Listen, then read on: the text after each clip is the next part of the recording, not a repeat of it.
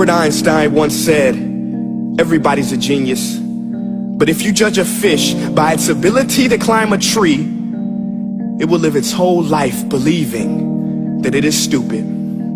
Ladies and gentlemen of the jury, today on trial we have modern day schooling. Glad you could come. Not only does he make fish climb trees, but also makes them climb down and do a 10-mile run. Tell me, school, are you proud of the things you've done?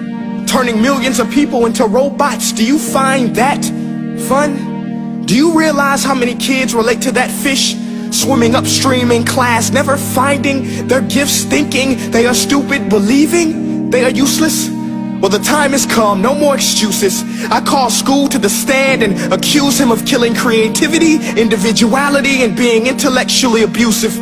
He's an ancient institution that has outlived his usage. So, Your Honor, this concludes my opening statement, and if I may present the evidence of my case, I will prove it. Proceed. Exhibit A. Here's a modern day phone. Recognize it? Here's a phone from 150 years ago. Big difference, right? Stay with me. Here's a car from today, and here's a car from 150 years ago. Big difference, right? Well, get this. Here's a classroom of today, and here's a class we used 150 years ago. Now ain't that a shame? In literally more than a century, nothing has changed. Yet you claim to prepare students for the future? But with evidence like that, I must ask, do you prepare students for the future or the past? I did a background check on you and let the record show that you were made to train people to work in factories, which explains why you put students in straight rows, nice and neat, tell them sit still, raise your hand if you want to speak, give them a short break to eat, and for 8 hours a day tell them what to think. Oh, and make them compete to get an A letter which determines product quality, hence grade A of meat. I get it. Back then, times were different. We all have a past. I myself am no Gandhi. But today, we don't need to make robot zombies. The world has progressed. And now we need people who think creatively, innovatively, critically, independently, with the ability to connect. See, every scientist will tell you that no two brains are the same. And every parent with 2 or more children will confirm that claim.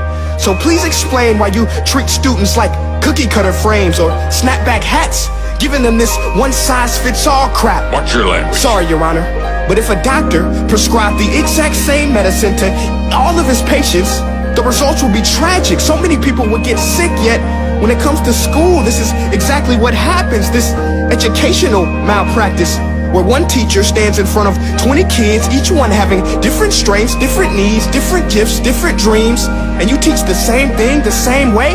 That's horrific. Ladies and gentlemen, the defendant should not be acquitted. This may be one of the worst criminal offenses ever to be committed. And let's mention the way you treat your employees. Objection. Overruled. I want to hear this. It's a shame. I mean, teachers have the most important job on the planet, yet they're underpaid? No wonder so many students are short-changed. Let's be honest, teachers should earn just as much as doctors, because a doctor can do heart surgery and save the life of a kid, but a great teacher can reach the heart of that kid and allow him to truly live. See, teachers are heroes that often get blamed, but they're not the problem. They work in a system without many options or rights. Curriculums are created by policymakers, most of which have never taught a day in their life.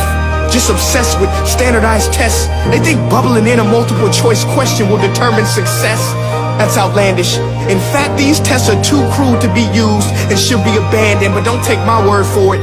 Take Frederick J. Kelly, the man who invented standardized testing, who said, and I quote, "These tests are too crude to be used and should be abandoned." Ladies and gentlemen of the jury, if we continue down this road, the results will be lethal. I don't have much faith in school, but I do have faith in people.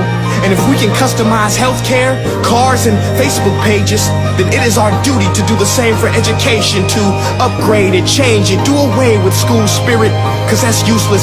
Unless we're working to bring the spirit out of each and every student, that should be our task.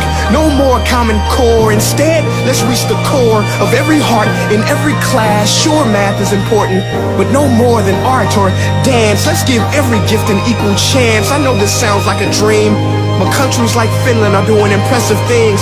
They have shorter school days, teachers make a decent wage, homework is non-existent, and they focus on collaboration instead of competition. But here's the kicker, boys and girls.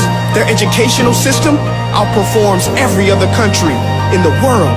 Other places like Singapore are succeeding rapidly. Schools like Montessori, programs like Khan Academy, there is no single solution. But let's get moving, because while students may be 20% of our population, they are 100% of our future. So let's attend to their dreams, and there's no telling what we can achieve.